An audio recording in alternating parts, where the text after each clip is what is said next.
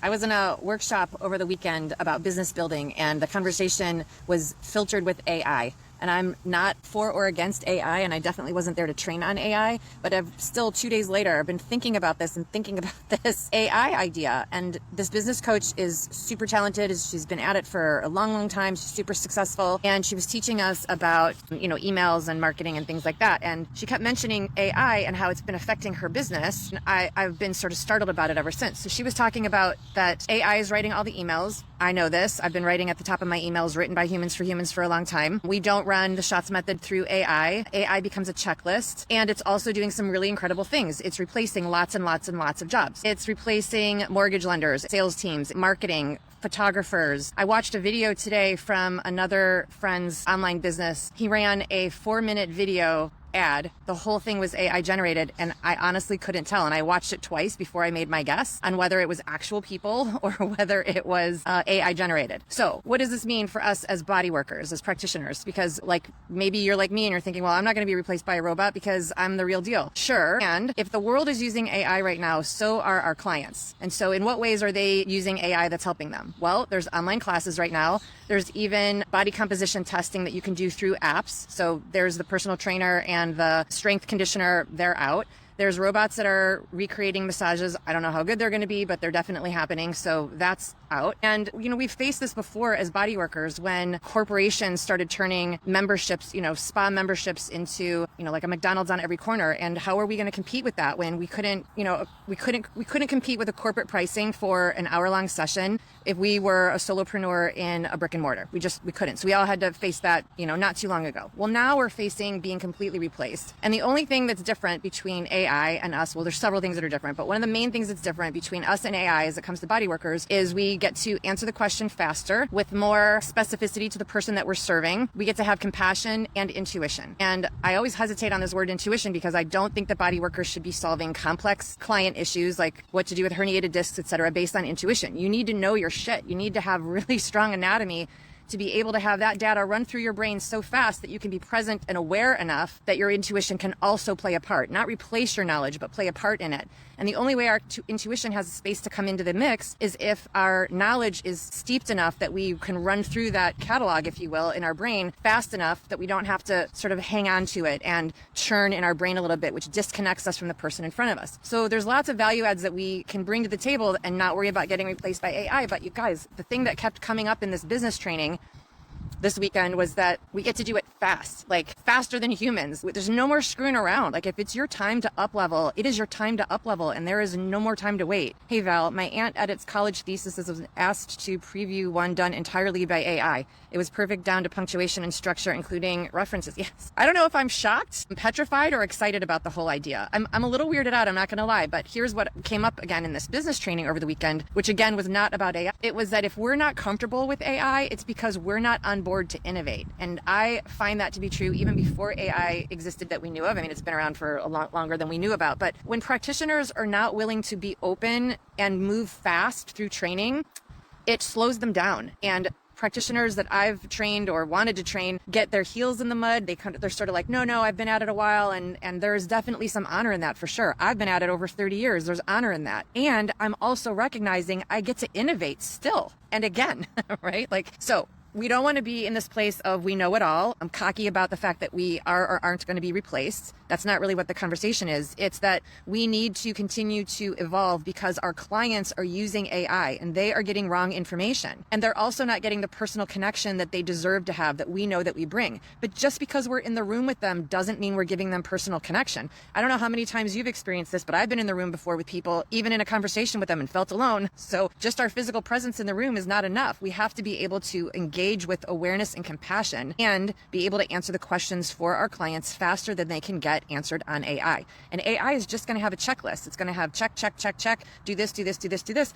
And sometimes the instructions are wrong, but then AI just goes, all right, well, let me just recreate that. This again is also not a conversation on AI. What I'm really appealing to all of us is we get to be top of the game. You get to be better than you've ever been, or you can be replaced. I mean, we are being replaced. This coach said 53 million jobs between now and 2026 will be replaced by a robot. I can't even believe it. But then she started listing them off, and I've already listed that at the beginning here. Like mortgage lending, when did I ever think that would be replaced by a non-human? Well, it is. So My appeal to all of us who are body workers by identity through our heart and for life is that we really step up to the plate right now and get excellent. The friend that showed me his ad today, the 4-minute ad, he was saying, he repeated it twice, there's no time to not be excellent anymore. Like there's no more trophies for second place. And AI is bringing in a little bit of this expected perfectionism, which I also am not a fan of, because it's also not perfect, right? Like it brings in this perfect body type or this perfect whatever. And yet if you really look at the AI images, they're like missing a finger or something, right? Or their hand like evaporates into air. So there's like this expected perfection, but then also this like weird sort of it doesn't quite match. I'm not saying that we need to be perfect. I'm saying we need to be excellent. And excellent comes with problem solving when mistakes are made.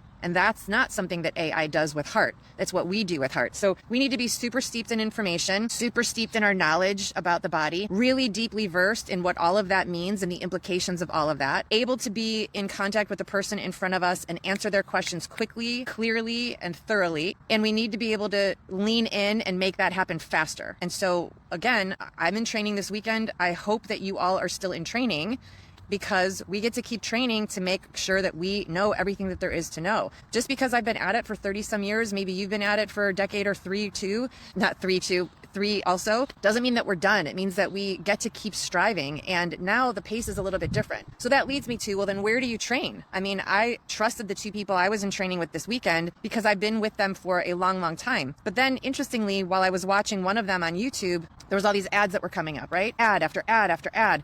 And I thought, everybody says that they have the $1 million answer, or they have the $100,000 day strategy, or just come to my training, or just download my videos. And I thought, there's so many of us that are rushing fast at this point, especially those who are working with the internet and know about AI, and they're in this pace of, let's get there quicker. How do we know who to train with? And that's where our intuition comes in. You've got to listen to your gut. If you have a connection with someone, don't pass that by anymore. Because we don't even know if we're watching humans online or if we're watching robots online. If you feel a connection, it's real. Lean in. If you don't feel a connection, it's not there. Step away. When you're looking to train next, I recommend always training in community because it fosters growth. There's lots of scientific data that proves this. You learn faster when you're together. You also learn faster when you are aligned with someone who's many steps ahead of you, not just a half a step ahead of you, but many steps ahead of you. So who is that person? Do you feel a connection with them? If so, lean in, make that happen. Especially now, there's just not time for us to be waiting to see. The steamroller is happening. Life is on a faster trajectory now, and that's good in a lot of ways. But we also need to be faster and gooder. I know I'm making up a word here, but we need to get on with it. So where are you going to train next? And how steep is their knowledge? And how deep are you willing to go? And how fast are you willing to keep up so that you don't get passed by? And this isn't a fear tactic. This is just real, right?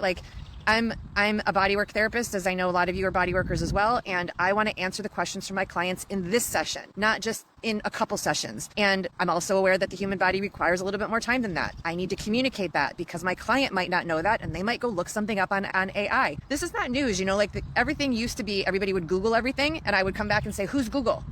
Who's your resource? Who's Google? You were saying, Val, about references on a thesis. We used to use Google as our reference. Google's not a reference. Google is a library. So who's the reference? Then it was WebMD.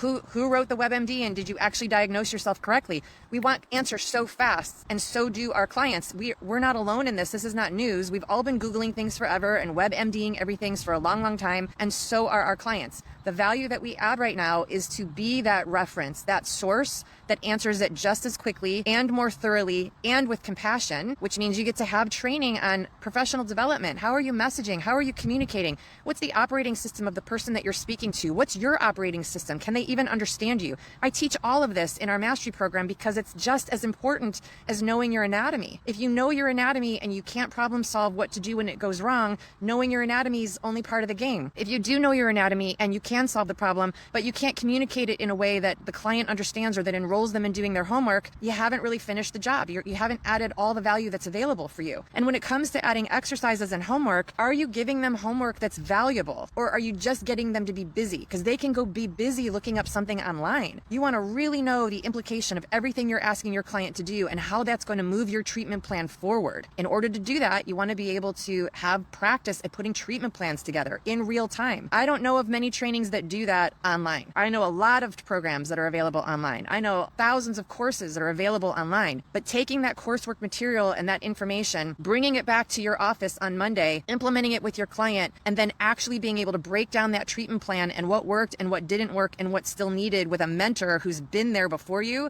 I don't know too many programs that offer that. Mine does, because I don't know too many programs that offer that. And I think that's what's needed. But here's the interesting thing. Talking about intuition, I knew that was needed 10 years ago, longer. Before I started teaching my mastery program, I knew this was needed. Now it's mandatory. Like, we don't have time anymore, guys. We don't get to just be pretty good. I know some of us are very talented. We've been at it a long time. We get to be freaking excellent now. And we get to be shoulder to shoulder with a posse of people that are going to make sure we don't miss a beat, because we have a different environment now in which we're working in. So I hope this is landing for you guys. Is this offering any value?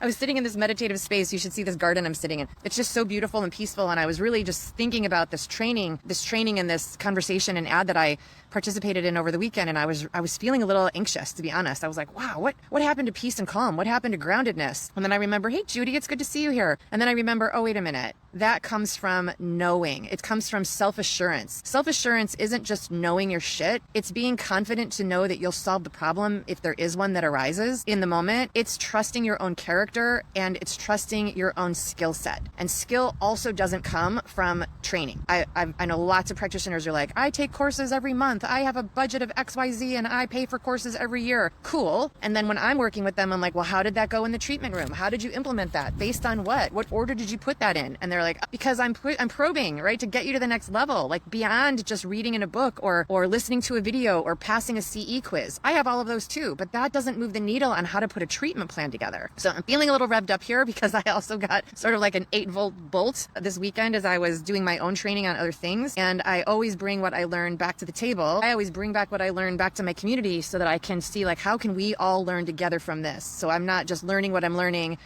and then coming to the table to teach only the part that I know or knew yesterday. And are you doing that too? Like, are you coming to the table and open to new information? Are you bringing your information with you and troubleshooting together so that everybody can rise together? Are you in a community that does that? I don't know how we're going to make it if we don't. There's no lone island anymore. I mean, there never was, actually. And we learned that when the whole world shut down, that we weren't meant to be alone.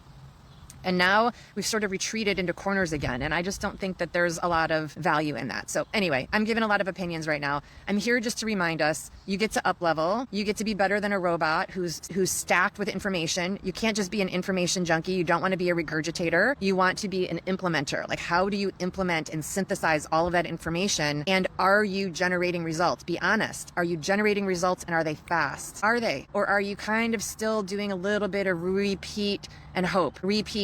Well, I thought I did a good job today. Let's see what the client says next week when they come back. Are you still doing that? Don't do that. Like, we don't have time anymore. Your clients are going home and they're looking up stuff online like they've always have, but now it's just a different environment. All right, my friends, it's been fun talking to you. I hope you're all enjoying the sunshine somewhere, and I will look forward to connecting with you again. Bye for now.